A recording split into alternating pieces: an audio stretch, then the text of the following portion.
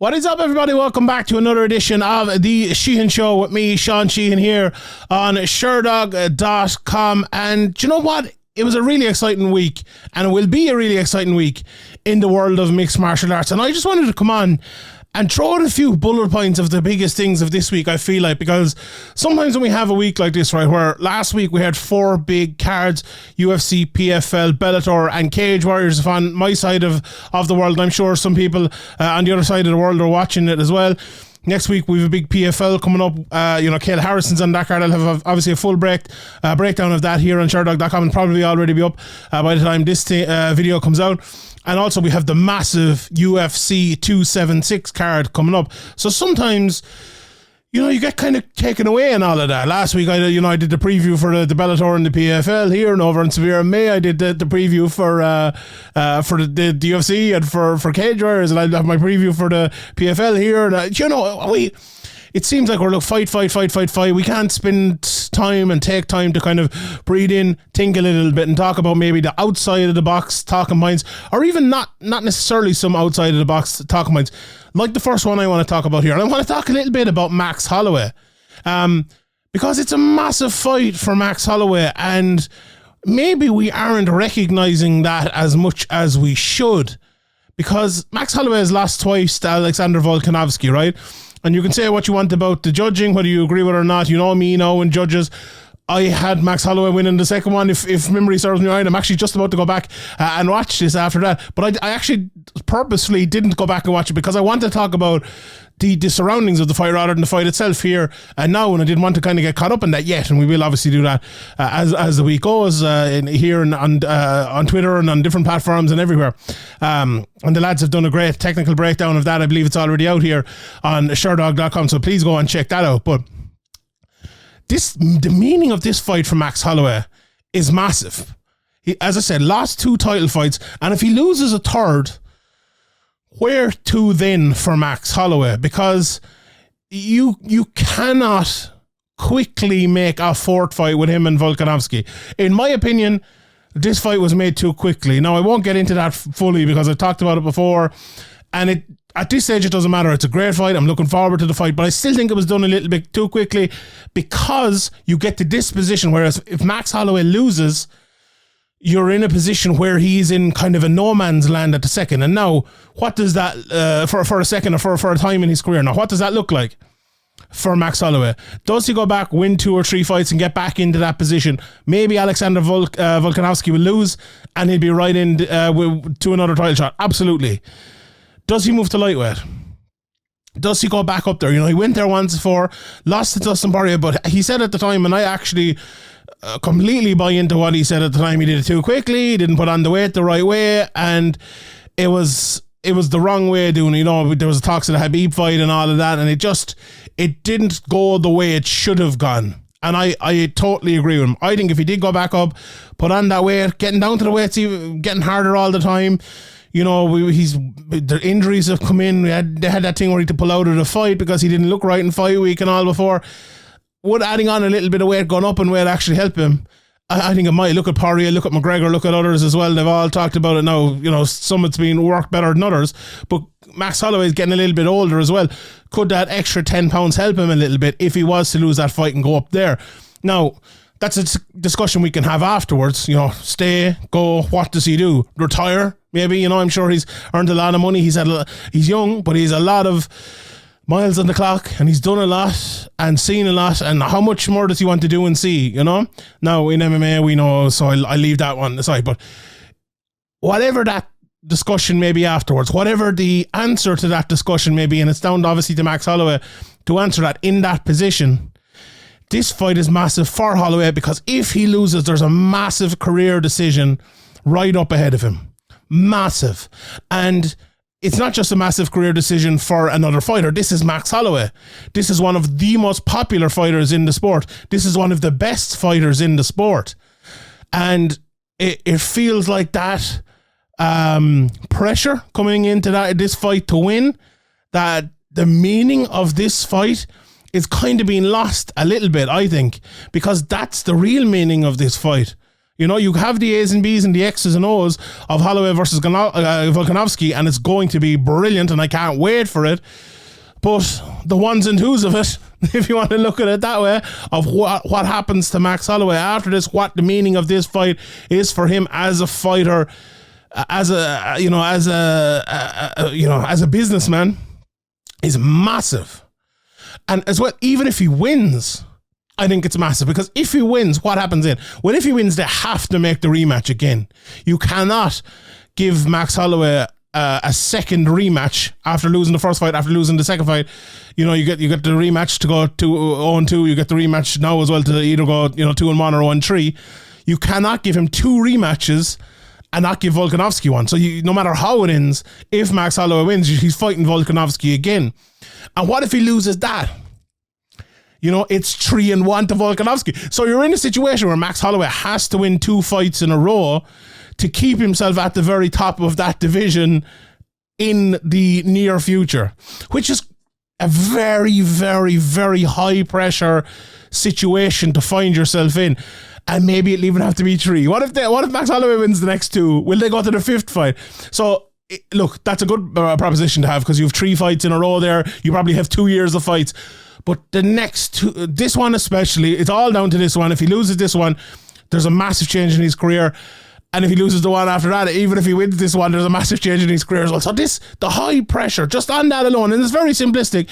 And it was the first thing I wanted to talk about and kicking off kind of the coverage for this fight this week. I know a lot of people probably have spoken by now, but my thoughts on it, that was the first thought I wanted to get out there on this week. The magnificence of this fight is the A's and B's, the X's and O's, I should say, in the cage. But the importance of it for one guy especially is that, what I just said, where his career goes after it. Now, is that something that will motivate Max Holloway, or is that something that will be playing on the back of his mind? You know, we see fighters all the time, they lose a fight. Look at Joanna Jędrzejczyk the last time. She knew she was going to retire if she lost that fight. Like, I said it earlier on, Max Holloway could retire. I don't believe that at all. I'm just throwing that out there as an option. But what is in the back of Max Holloway's mind? If I lose, I'll be 0-3. Has he thought about that at all? Is it like you want to be fairly mentally strong? And he is fairly unbelievably mentally strong. But God almighty, you'd want to be so mentally strong to not think about that position to put you in. Will that motivate him to not be in that position? Or will it play against him? And from Volkanovski's point of view, he's beaten this guy twice already. Now, he's not stupid. Volkanovski knows both of those fights were very, very close. He probably went back and watched the second one and thought, well, do you know what?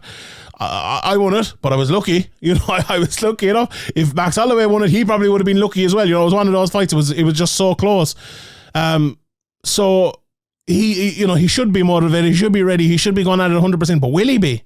You know, will he be? And it's very interesting, because the motivation there for Max Holloway is easy. You know, I mean, this guy's beat me twice. I'm going to have to beat him this time. But the pressure of, well, what if I don't, is there. For Volkanovski, there's none of that, you know? It's all like, oh, well, I beat him twice. Let's beat him third time. Let's move on, you know? And that's a precarious situation to be. We've seen in mixed martial arts many a time before where lads are expected to just waltz in there. Look at Michael Bisping, Luke Rockhold. And now he's not expected to waltz in there, you know what I mean? But maybe in the back of his head, some way he's thinking, I'm 2-0 against this guy, you know? And he'll never say that. And he'll never say that to himself, even in his preparation or in the way he's taking this fight seriously. Absolutely not. But what if there's something just slightly in the back of the head? And that's all it takes. That's all it takes. Look how close those first 2 fights were. There's something that will be a little bit different this time that will win the fight or lose the fight. More than likely. But having said that, right, I have a little feeling that actually won't be the case, you know? And I don't know why. You could ask me, 100 questions about this, and I fully tell you here, I don't know the answer to my opinion on this, but I just feel like someone's going to win this clearly. I do. I just feel like someone will have analysed those first 2 fights well enough to change this fight in a massive way. It's very hard to see two lads as technically, and I'm getting into the techniques of it here for a second, but I won't last long, I promise you. But to see lads who are both as technically gifted and brilliant, but also tactically with their teams and with them, you know, themselves or whoever might be putting their tactics and their game plan together, that good, to not see something, sense something to make a big change for this third fight that will leave the other guy thinking or force the other guy to change in such a way that it will work negatively for them. Or if you do change one way and the other guy changes the other way, one will bring one guy down and one will bring the other guy up, and it will turn into a 50-45 or 49-46 or a knockout. I just have a sly feeling that's going to happen. And as I'll say it again, I don't know why, but that's my feeling on it. I want to briefly touch on Israel Adesanya versus Jared Cannonier. When I pulled up the card this week on Sherdog.com, obviously, and saw the UFC putting it out there and the poster and everything like that, I don't know about anyone else, but I was a little bit surprised that Israel Adesanya versus Jared Cannonier is the main event. I know down through the years, and this actually hasn't been the way in a while, I don't think, but the UFC used to always have the higher weight divisions, if there was 2 title fights on a card or 3 title fights on a card, be the main event. And now that is, I don't think that's a thing that happens anymore. Do you know what? I haven't even heard of that in a while. It just, when this popped up, I just thought of that. Now, I'm sure there's statisticians out there, people that, you know, the Mike Bunns of the world and all of those sort of guys who keep an eye on this sort of thing, and that'll tell you exactly what it is. But I feel like that hasn't been a thing over the last while. So this, you know, it really could be Max Holloway versus Volkanovski here on top of the card. And for me, if you're looking at it and you're thinking, who's the biggest star out of those 4 guys, you know, Max, Alexander, Izzy, and Cannonier, I would say Max, to be honest. I think Izzy is one of these guys who portrays himself extremely well as a star, you know, whether you love him or hate him in his personality, and whatever you think about, you know, his fighting style is obviously very effective, very fun at times, sometimes very boring, as we've seen in certain fights. But he's definitely a star as well. But I think he portrays himself brilliantly, but you know, brilliantly in terms of getting himself out there. But I think it's maybe over amplified in terms of the way people talk, not him himself, but in the way people talk about him and the star he has and the way people talk about him as a star. I just don't feel like he is as big a star as people make out.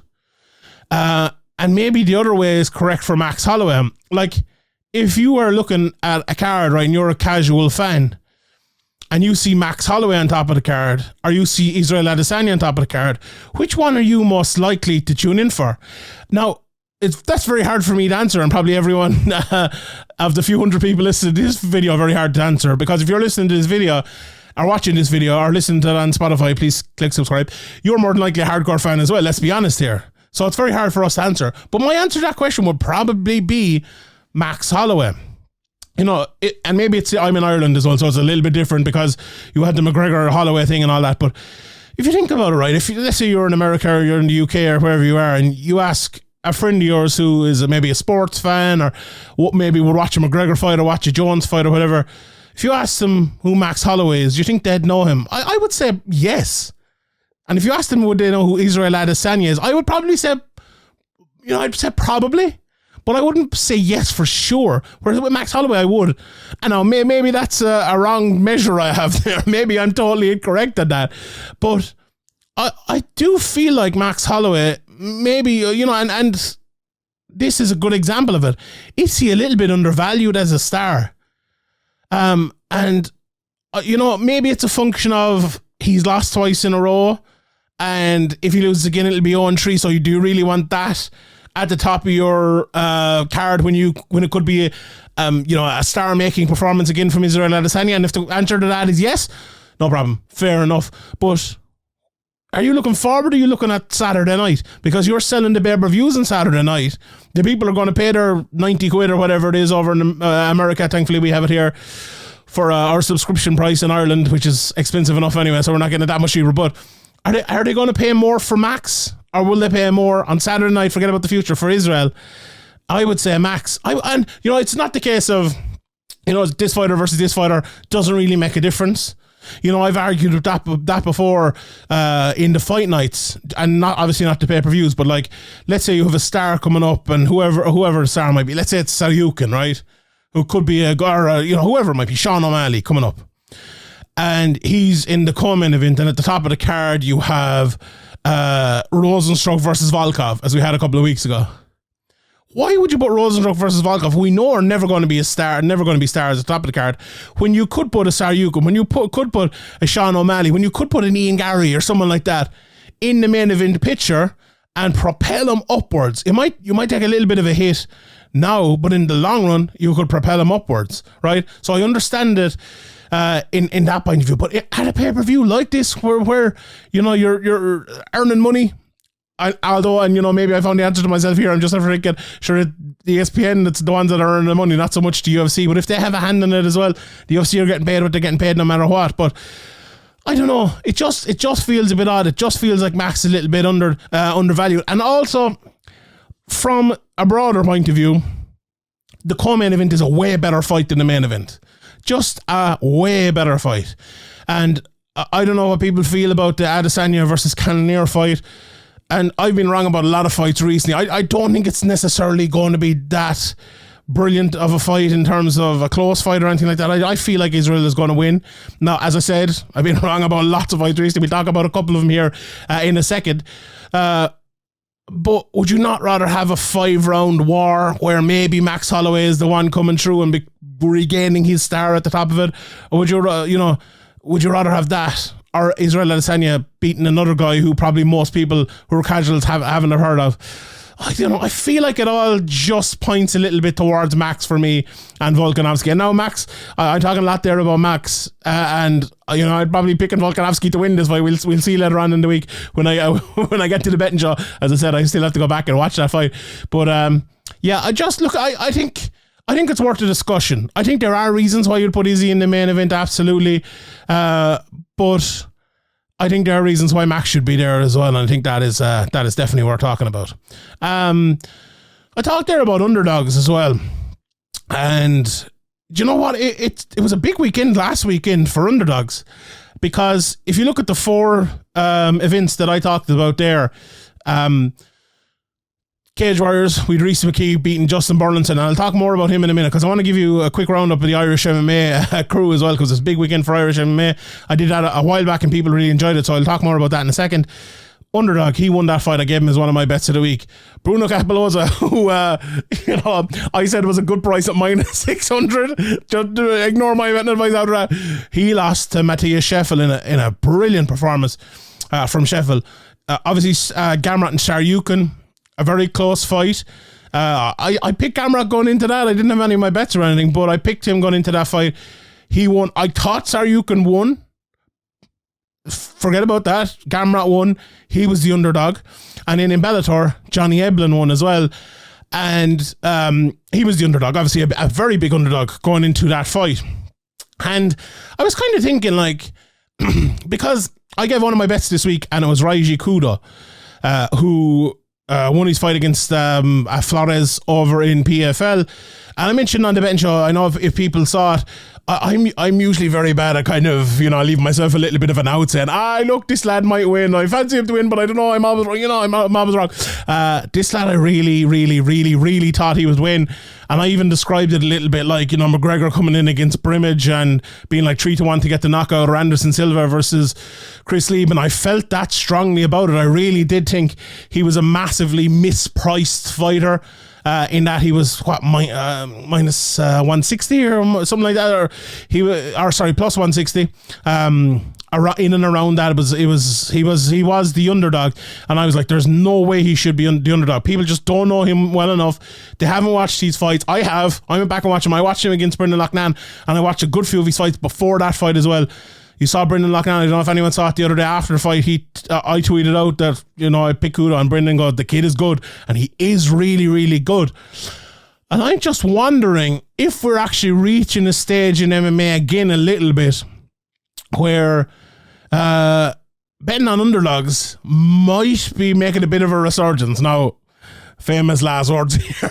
I'll give lots of underdogs coming in because I feel like sometimes now we analyze not necessarily the tape, but we analyze the results too much.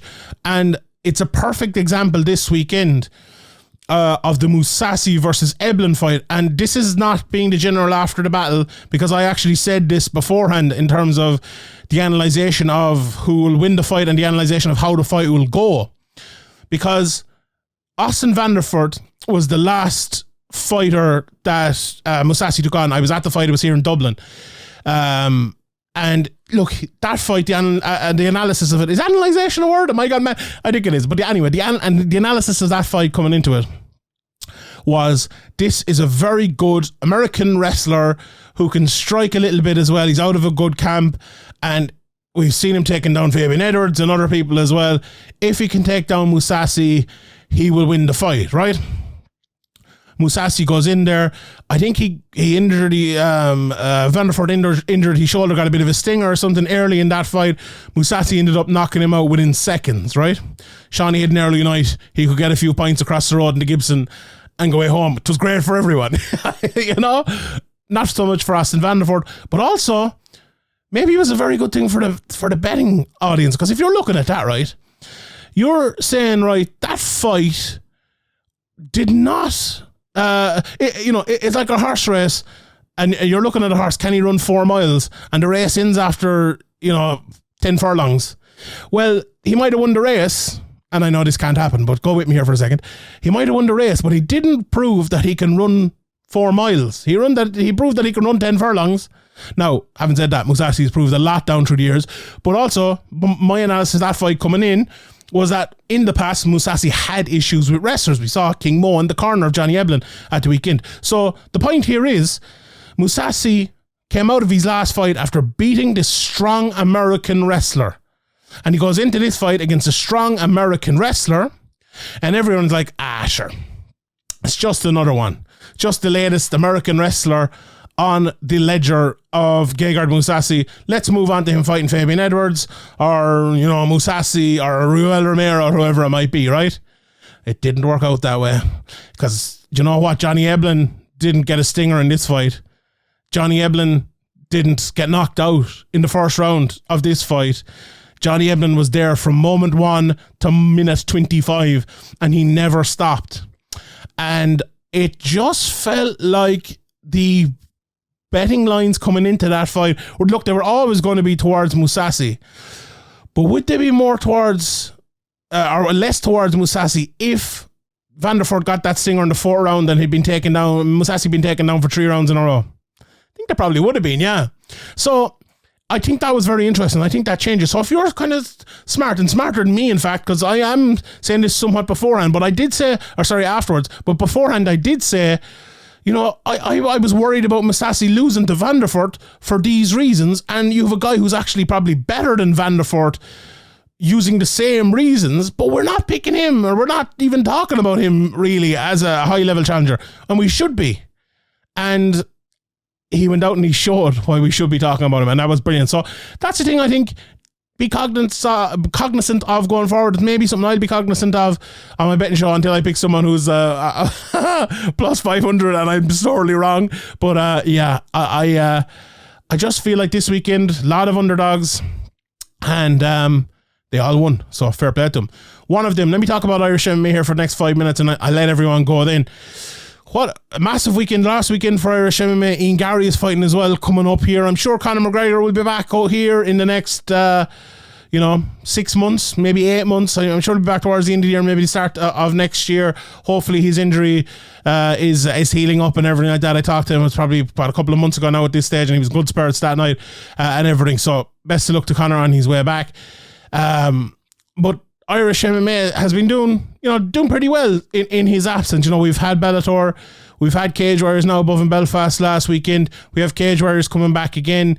We've Cage Legacy, our own promotion here in the Republic of Ireland. Old Johnny Jitsu is fighting Richard Kiley coming up here in a couple of weeks. A very fun domestic fight. And There's Clan Wars and other promotions up the north which are doing absolutely great stuff. Ear Championships and others as well.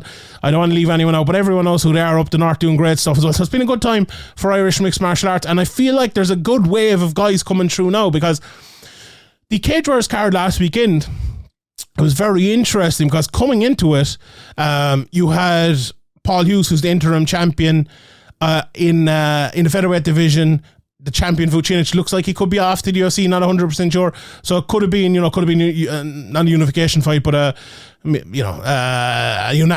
the word? The real title could have been up for grabs.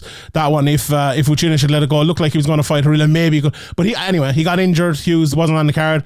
Joe McColgan was the champion. He vacated that. He didn't fight in the card. He had work commitments and other things as well. I was talking to Joe last week, and he was, I'm sure he would love to be on the card, but he has a very good job and he's concentrating on that over MMA, which you absolutely can't blame him for. So you didn't have those two guys up. Now you had Rhys McKee, and I'll talk about Rhys in a second, did an unbelievable and had an unbelievable performance. But it could have been a card where you don't have two of the top three guys you're expecting on the card, and it could have disappointed. But by God it didn't. Because some of the prospects in Irish MMA really stood up, and it just gave everyone in Irish MMA, I think, a bit of a lift, because we now have a few more guys to get excited about, Caelan Loughran, brilliant performance in the co-main event. He fought Festus Aurelio, gave a great interview to my guy Andrew McGahan after the fight as well. This guy is strong, trains out a team Cowbound over in Liverpool with Darren Till and others, but is obviously from Ireland originally. He's gone over there to train. James Sheehan from Team Rhino, the same gym. People probably know Neil Seary. They will know Paul Redmond coming out of that gym. Gave a phenomenal performance. He's 5-2 in his career now, but he's 2 losses to Matt Bonner and Ian Gary, both Cage Warriors champions. Fought the two of them in his first 3 fights, I think, and now he's won 4 in a row. This guy is really good, really, really good. Need to be keeping an eye on him. The two Shelley brothers, one got a close win, the other ended up losing, but those are two guys coming through from Team KF. Matthew Elliott as well, who lost in that fight to Ryan Shelley. I was getting mixed up. Ryan Shelley. Looks a real good prospect, a real heavy wrestler coming out of the same gym, FAI, the 2021 Irish MMA Gym of the Year, after the aforementioned McColgan and Hughes won titles in Cage Warriors. He looks a real prospect as well. And there's a good few other lads as well. Adam Darby coming through. Great weekend for Irish MMA with lots of those guys coming through as well. Lee Hammond he won the first 2 rounds very well. Got an illegal knee in the 3rd round and ended up almost getting finished towards the end of the fight. But you know what? He came through and he won it. The type of fight that will stand him. A lot of people call him the top Irish MMA prospect coming through. So for a weekend for Irish MMA prospects, it was absolutely massive. And next week as well, we've Kiefer Crosby coming back. Danny McCormack is having another fight. And that Centurion card out in Malta it's on in? I can't remember. It's a lot of Irish people on that card, so that'll be fun to see as well. So a very, very good time. And in the two guys leading it, I suppose, at the moment in Cage Warriors, has to be Rhys McKee now that he's won the championship, and Ian Gary over as well in the UFC. People will probably hear me here and mentioning Rhys McKee and think, oh, that's the guy who went in and he lost to Chimaev, and then he lost to Morono as well. And it is, but people need to realise that Rhys McKee, I think, look, he got to the UFC too early. Rhys was supposed to have a Cage Warriors title fight. He was supposed to then maybe have one more, maybe didn't get to the UFC. But he got there early and he fought Chimaev. So instead of a fight to take him up to get him to the next level, he had a fight that took him up but actually brought him back down. And that's very tough at that part of your career, because Rhys already had, a couple of losses. He'd worked his way back up and got to a stage where he was getting ready to just be the right fighter, primed to get to UFC at the right time. And he got there just too early, and then he got thrown out of the UFC very quickly. And that's a tough proposition. But what did Rhys do? He came back and he beat Mantekivi, destroyed him in his comeback fight in Cage Warriors, and then he fought Justin Burlinson, one of the top prospects on this scene out of the north of England, and he beat him as well. And if you haven't seen that fight, it's on UFC Fight Pass. Please go and watch it. One of the fights of the weekend, absolutely brilliant heart and determination showed. His face was cut open and he still went down and won the fight. Beautiful kind of left hook jab, knockout. Really, really great performance from Rhys McKee. And now he's at a position where he's probably one fight away from getting back to the UFC, or maybe not even that. But now he's ready. You know, he's had the setbacks again. He's had the build up again, and now he's ready. Now, is he ready to go in and fight Chimaev? No, he's not. But is he ready to get the type of fights that Ian Gary's getting? Yes. I think that's where he needs to go. Put him in there against Darian Weeks I think Darian Weeks might be gone, but put him in there against a couple of those guys. And let's see how it goes. This guy is good enough to be in the UFC. This guy is good enough to, you know, look, we look at Ian Gary, and I'll talk about him in a second. But Ian Gary, you're probably thinking if Ian Gary wins the next 5 fights in a row, he'll probably be ranked and people will be talking about him getting a title shot if it goes that well. Now, maybe he'll lose next weekend. Who knows? But if it goes that well, Rhys McKee's the type of guy who won't be in there that quickly. Rhys will probably need to win 10 in a row to get there, you know?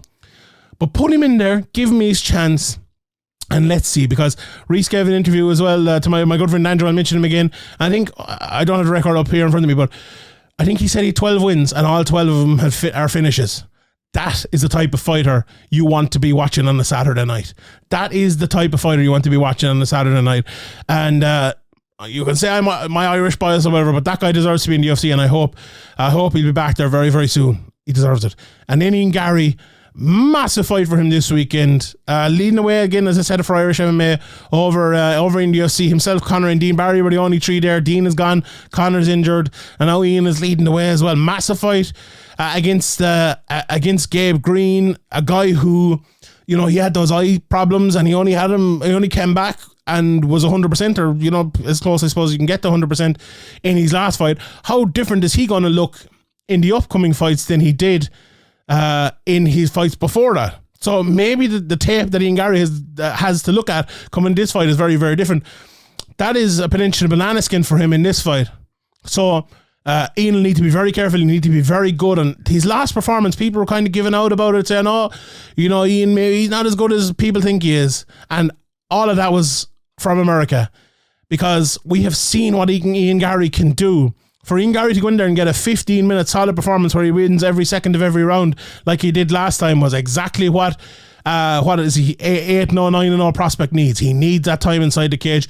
He needs to show what his new gym have taught him and what he's learned, and he showed that very, very well in that performance. And if you had another performance out of that, out of Ian Gary like we had it out of that last fight, I'd have no problem with that. And I don't think anyone who appreciates prospects coming through should have a problem with a performance like that again. So big weekend for Ian Gary. Toughest test of his career for my money. Very, very tough test. And let's see how he does, and let's see if he can come through that one and move on in his UFC career. So as I said, a massive weekend last week in the world of mixed martial arts, a massive weekend next week in the world of mixed martial arts, and decided, you know, take a breath, look at it a little bit from the outside, and appreciate what a beautiful sport we have, and what a week. I hope everyone enjoys it, and hope everyone enjoyed this video as well. If you did, please give it a thumbs up. You know, it'd be great. Leave a comment in the comment section below. Subscribe, it's free, you know, and check out all the other great content as well on Sherdog.com, Spotify, iTunes, YouTube, all those places. Check out Sheehan and Duffy. Check out the Sheehan Show.